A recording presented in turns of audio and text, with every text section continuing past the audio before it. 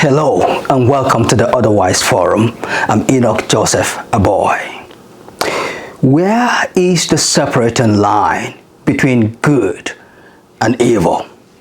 I will let you ponder upon this question for a bit while I remind you of what happened in the last video. In the last video, I introduced the Otherwise Forum. The Otherwise Forum is a forum where we seek to know more about those who are different than us, either culturally, ethnically, or racially, if you like, politically, ideologically, or just any kind of differences that you may think about. And I actually said that we have 5 areas that we'll be focusing on, and that is number 1, trying to learn how to talk with people who differ from us and not just at them or about them.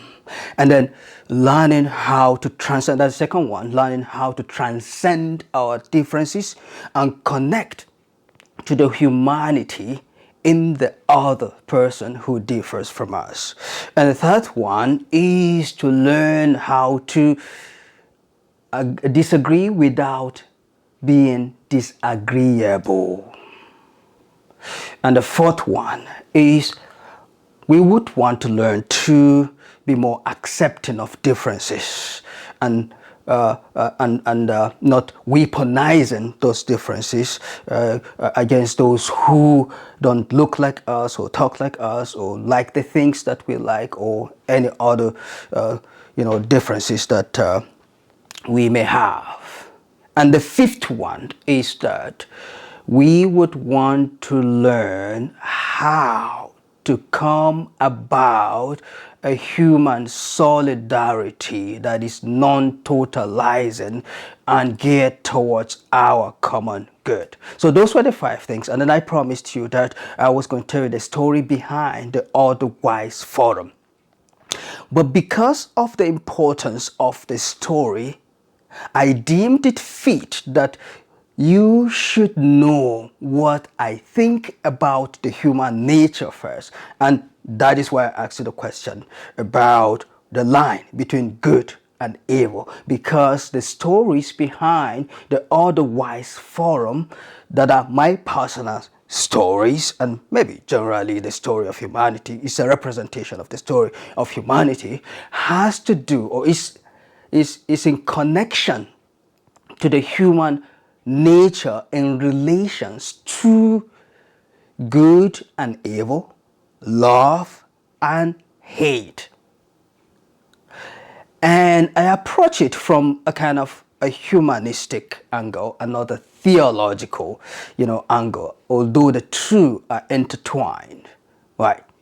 Some people actually believe, let me ask you first, what do you think is the human nature in relations to good and evil? Some people actually think that human beings are basically good, right? And are made wrong, actually. And they are made evil or bad by their own surroundings. But to these people who think that human beings are basically good and made bad by their surroundings or by their experiences or whatever in life that makes them become bad, I will ask the question, what is your explanation for a breastfed child who bites the mother mischievously? And the key word here is mischievously, because the child will indicate that he or she is doing that mischievously, right? There seems to be something intrinsically flawed or wrong with the human nature, right?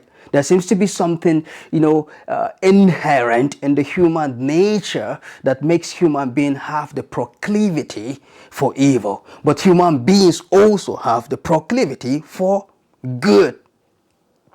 And that is why I find Alexander Solzhenitsyn's, definition or explanation of the line between good and evil. And here's what Solzhenitsyn says.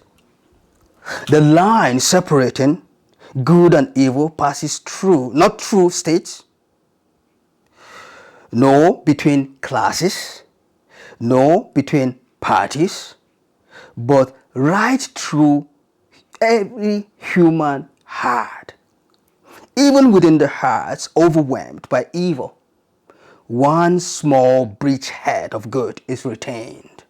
And even in the best of all hearts, there remains an uprooted small corner of evil. I like the first lines of the quote, which says, quote, the line separating good and evil passes not through states, nor between classes, nor between political parties, but through every human heart. And so the best of us, all human beings, has the capacity for evil. And the worst of us has some capacity for good as well.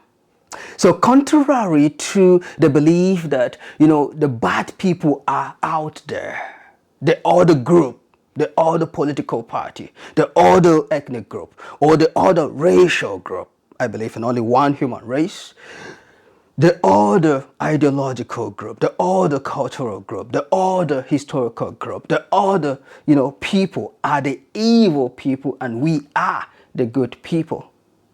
It may be that some people have exhibited more evil because they have fed their own capacity and proclivity towards evil more than they have fed their own capacity and proclivity towards good.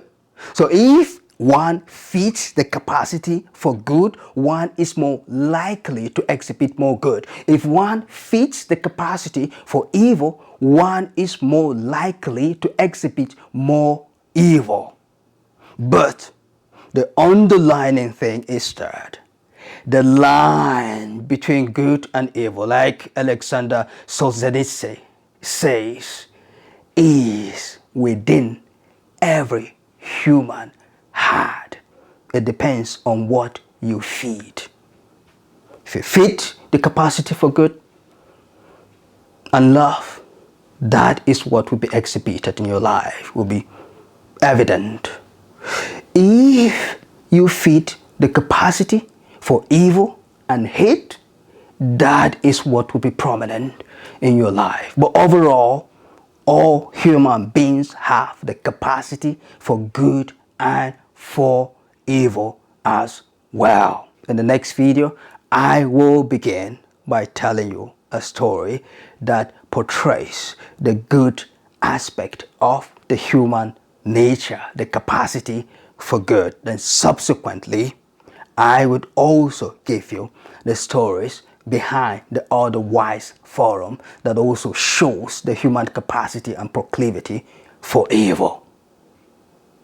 But until then, I will say, think otherwise and be otherwise. See you next time.